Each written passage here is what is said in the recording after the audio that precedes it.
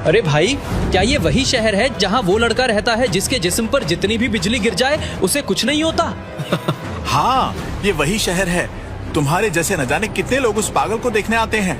मतलब सच में आसमानी बिजली का उस पर बिल्कुल भी असर नहीं होता? बिल्कुल, एक नंबर का सनकी है वो। पता नहीं उसके दिमाग में क्या चलता रहता है। आधा वक्त वो गुफा में पड़ा रहता है और बाकी आधा वक्त आसमान से गिरती बिजली से खेलता रहता है। गुफा? कौन सी गुफा? काली पहाड़ी पर है वो गुफा। लोग कहते हैं उस गुफा के अंदर कुछ ऐसा है जिससे इस लड़के को आसमानी बिजली सहने की शक्ति मिलती है। तो आखिर कौन है वो लड़का जिस पर आसमानी बिजली का कोई असर नहीं होता? और कौन सा राज छुपा है उस गुफा में जहाँ वो अपना आधा वक्त बिता देता है? जानने के लिए बने रहिए हमारे साथ। सिल्वर थामा, मैं तुझे आखिरी चेतावनी दे रही हूँ, वो ग्रंथ मुझे दे दे, वरना अभी अपनी मौत पक्की समझ बुड्ढे। ये अग्नि शक्ति ग्रंथ सिर्फ मेरे वारिस का है, और वैसे भी वो मेरे हाथ से छूटकर धरती पर जा गिरा है। तुझे चाहिए तो जाकर खुद ढूंढ ले। उधर धरती पर वो ग्रंथ आकर गिरा एक दुबले पतले 15 साल के लड़के विद्युत के हाथों में। ये तो अग्नि शक्ति ग्रंथ है। अगर मैंने इसमें लिखी तकनीक सीख ली तो मैं आने वाली शक्ति प्रतियोगिता जीत जाऊंगा और तभी मैं अपना असली मकसद पूरा कर पाऊंगा। विद्युत ने ग्रंथ को अपने सीने से लगाया और सीधा पहाड़ी के उस अंधेरी गुफा की ओर दौड़ पड़ा।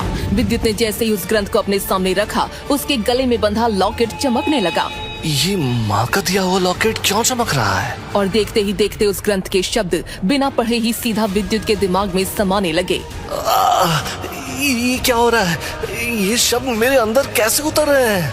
तभी आसमान से जोरदार बिजली विद्युत पर आकर गिरी, जिससे वो बेहोश हो गया। लेकिन जब उसे होश आया तो उसे अपने अंदर एक अलग ऊर्जा महसूस हुई। कुछ ही दिन बाद इंद्रपुरी के शक्ति स्थल पर शक्ति प्रतियोगिता शुरू हुई। विद्युत भी वहाँ पहुँचा, लेकिन उसे वहाँ देखकर कुछ लड़के उसका मजाक उड़ाने लगे। अरे भिखारी कब से इस प्रतियोगिता में भाग लेने लगे? प्रतियोगिता के नियम बदल दिए गए हैं क्या? तभी एक और लड़के ने विद्युत को ताना मारते हुए कहा, अबे ओ 2 कौड़ी के इंसान, आंखें किसे दिखा रहा है? तेरे जैसे लोगों का काम यहाँ की साफ सफाई देखना है, प्रतियोगिता में भाग लेना नहीं। तेजस, तू लीडर का बेटा ना होता तो तुझे अभी बताता कि कौन 2 कौड़ी का है और कौन नहीं। लेकिन तभी तेजस ने विद्युत पर हमला कर दिया। सबको लगा कि अब तो विद्युत गया काम से। लेकिन तभी विद्युत के भाले से अचानक एक तेज बिजली निकली और सीधा तेजस से जा टकराई। अरे इसने तो तेजस भाई को गिरा डाला। अरे ये कैसे किया इसने? मुझे नहीं पता ये कैसे हुआ। मैंने तो सिर्फ अपना बचाव किया। विद्युत के भाले से निकली बिजली देखकर सब हैरान थे और खुद विद्युत भी नहीं समझ पा रहा था कि उसके साथ हुआ क्या। तभी प्रतियोगिता का पहला दौर शुरू हुआ। सबसे पहले इस जादुई पत्थर पर अपनी मूल ऊर्जा का प्रदर्शन करेंगी राजकुमारी ऐश्वर्या। ऐश्वर्या मंच पर आई। उसने पत्थर पर हाथ रखा और देखते ही देखते वो पत्थर मिट्टी के साथ ऊपर तक उठ गया। राजकुमारी ऐश्वर्या की शक्ति अद्भुत है, सचमुच अद्भुत। अब बारी है तेजस की। तेजस हवा की रफ्तार से आगे आया। उसने जैसे ही पत्थर पर हाथ रखा, वो हवा में उड़कर गोल गोल घूमने लगा। देख लिया, ये होती है असली ताकत। है किसी की इतनी रफ्तार? हाँ ठीक है, सबने देख लिया। अब अपनी जगह बैठ जाओ। अगला प्रतिभागी है लक्ष्य। लक्ष्य सबको पीछे धकेलता हुआ आगे बढ़ा। लक्ष्य ने जब पत्थर पर हाथ रखा तो वो तेजी से हवा में काफी ऊपर तक पहुंच गया। अरे पत्थर तो आसमान तक उठ गया। लक्ष्य भाई भी किसी से कम नहीं है। भीड़ तालियां बजा रही थी कि तभी एक आवाज गूंजी, मुकाबले का पहला दौर यहीं समाप्त होता है। नहीं, अभी मुकाबला पूरा नहीं हुआ है। मेरी बारी बाकी है। तेरा नाम तो इस लिस्ट में है ही नहीं। तू बिना गुरु के यहाँ घुसाया, ये नियमों का उल्लंघन है। सैनिकों, पकड़ लो इसे। मैंने कोई नियम नहीं तोड़ा। मैं यहाँ जीतने के लिए आया हूँ और मुझे कोई रोक नहीं सकता। विद्युत को जैसे ही सैनिकों ने घेरा, उसने गुस्से में अपने भाले को जमीन में गाड़ दिया, जिससे फर्श पर दरार पड़ गई। और तभी हॉल की छत को फाड़ते हुए आसमानी बिजली सैनिकों पर जा गिरी, जिससे वो सभी लड़खड़ा कर गिर पड़े। ये कैसे संभव? ऐसा नहीं हो सकता। ये लड़का बार बार बिजली का इस्तेमाल कैसे कर रहा है? और तभी एक सीनियर योद्धा ऋतिक वेदा ने बुजुर्ग द्रोण को कहा, रुक जाइए द्रोण, इस लड़के का गुरु है। ये रही उसकी चिट्ठी। मेरा गुरु? लेकिन मेरा गुरु कौन आ गया? विद्युत की समझ में कुछ भी नहीं आ रहा था कि अचानक उसका गुरु कौन और कैसे बन गया। लेकिन अब वक्त था उसके शक्ति परीक्षण का। जैसे ही विद्युत ने अपना हाथ पत्थर पर रखा, सभी हैरानी से उसे देखने लगे। लेकिन पत्थर में कोई बदलाव नहीं हुआ। वो पत्थर वैसे का वैसा ही रहा। ये देख सब उस पर हंसने लगे। तभी बुजुर्ग द्रोण बोले, निकल गई सारी हवाबाजी। मैंने कहा था तुम इस मुकाबले के काबिल नहीं हो।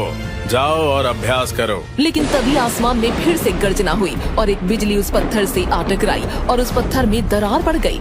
ये नजारा देख वहाँ मौजूद सभी लोग सुन्न रह गए, लेकिन जो सबसे ज्यादा परेशान हुआ वो थी राजकुमारी ऐश्वर्या। इसका मतलब बिजली ही इस लड़के की मूल शक्ति है। मुझे इसे रोकना होगा, नहीं तो ये प्रतियोगिता जीत जाएगा, और अगर ऐसा हुआ तो मेरे राज परिवार की बहुत बदनामी होगी। ऐश्वर्या को पता चला कि खोया हुआ अग्नि शक्ति ग्रंथ विद्युत के पास था और दूसरी दुनिया की जालिम योद्धा दुदुसी को भी उसी ग्रंथ की तलाश थी। तभी ऐश्वर्या ने एक साजिश रची और वो दुदुसी से जाकर मिल गई। दुदुसी, मैं जानती हूँ कि तुम अग्नि शक्ति ग्रंथ ढूंढ रही हो, और मैं ये भी जानती हूँ कि वो किसके पास है। तुम दिखने में इतनी सीधी तो नहीं लग रही हो। साफ साफ कहो, बदले में तुम्हें क्या चाहिए? वो ग्रंथ विद्युत नाम के लड़के के पास है, तुम्हें उसे रास्ते से हटाना होगा। बस इतना सा काम मुझे मंजूर है। इसके बाद ऐश्वर्या ने विद्युत को अपनी बातों में लेना शुरू कर दिया। विद्युत, मैंने तुम्हारी शक्तियाँ देखी, क्या तुम मुझे ट्रेनिंग दोगे?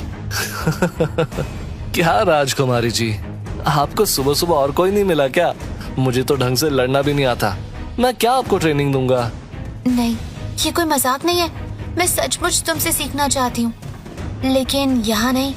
यहाँ अगर मुझे किसी ने तुम्हारे साथ देख लिया तो तुम्हारे लिए मुसीबत हो जाएगी। क्यों ना हम आज शाम को काली पहाड़ी पर मिले?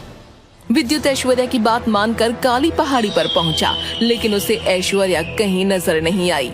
राजकुमारी जी, राजकुमारी जी, कहाँ हैं आप? कमाल है, मुझे बुलाकर खुद गायब हो गई। लेकिन अचानक पीछे से एक ठंडी हंसी गूंजी। तुझे लगा कि तुझ जैसे भिखारी लड़के के लिए राजकुमारी आएगी? बेवकूफ लड़के, ये सब उस राजकुमारी की चाल थी। अब तू या तो मुझे वो अग्नि शक्ति ग्रंथ दे दे या फिर मरने के लिए तैयार हो जा।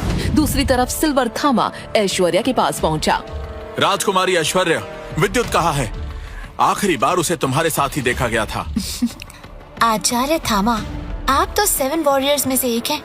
इतने बड़े योद्धा होकर आप उस कमजोर और गरीब लड़के की इतनी चिंता क्यों कर रहे हैं? वैसे भी मुझे नहीं लगता कि वो अब तक जिंदा होगा। क्या मतलब है तुम्हारा? साफ साफ कहो। मेरा मतलब है कि वो काली पहाड़ी की शापित गुफा की ओर गया है और वहाँ दुदुसी पहले से ही घात लगाए बैठी है। दुदुसी को पता चल गया है कि अग्नि शक्ति ग्रंथ विद्युत के पास है। लेकिन दुदुसी को कैसे पता चला कि अग्नि शक्ति ग्रंथ विद्युत के पास है और वो उस गुफा में जाएगा? ये मैंने ही उसे बताया था, क्योंकि विद्युत मेरे लिए खतरा बन चुका है। मुझे हर हाल में इस प्रतियोगिता को जीतना है और इसके लिए मैं कुछ भी करूंगी। बेवकूफ लड़की, अपना मतलब पूरा करने के लिए तुमने एक बेगुनाह को मौत के मुंह में धकेल दिया। तुम्हें अंदाजा भी है तुमने क्या किया है? अगर दुदुसी के हाथ वो अग्नि शक्ति ग्रंथ लग गया तो मेरा और तुम्हारा तो छोड़ो, पूरा राज्य जलकर राख हो जाएगा। ये तुमने क्या कर डाला ऐश्वर्या? थामा के मुंह से ये सुनते ही ऐश्वर्या का चेहरा सफेद पड़ गया। उसकी सांसें तेज हो गईं। उसे एहसास हुआ कि उससे कितनी बड़ी गलती हुई है। ये मैंने क्या कर दिया? थामा, कुछ भी करके विद्युत को बचा लीजिए। इतना कहते ही दोनों काली पहाड़ी की तरफ दौड़ पड़े, लेकिन वहाँ का मंजर देख उनके पैरों तले जमीन खिसक गई। दुदुसी अपने प्रचंड वार से विद्युत को खत्म करने ही वाली थी कि तभी थामा चिल्लाया, विद्युत, अगर अपनी जान बचाना चाहते हो तो तुरंत अपने गले में बंधा लॉकेट निकाल दो, तभी तुम इस पर पलटवार कर पाओगे। आप कौन होते हैं मुझे ये बताने वाले? ये लॉकेट मेरी माँ की आखिरी निशानी है। मेरी जान क्यों ना चली जाए, पर मैं इसे कभी नहीं निकालूंगा, कभी नहीं। तो क्या होगा आगे? क्या बच पाएगी विद्युत की जान? क्या विद्युत खोलेगा अपने